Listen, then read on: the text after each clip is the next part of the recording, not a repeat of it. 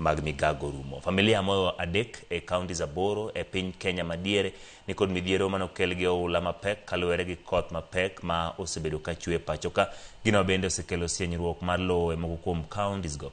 Ma en kaluwore gi lipot ma ogol gi riwruok mar Red Cross moyango ikruok ma gin go mar konyo oganda moyudo midhiero ma kamago. Ka nyaka sani giwacho ni familia mar 48 oseyudo midhiero mokel gi kodhno.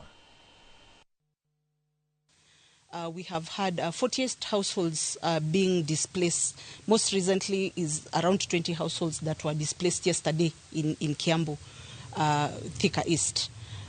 We have also had businesses being affected in Meru. Around 18 businesses were affected by the storms. And we are monitoring these numbers. These numbers are likely to increase.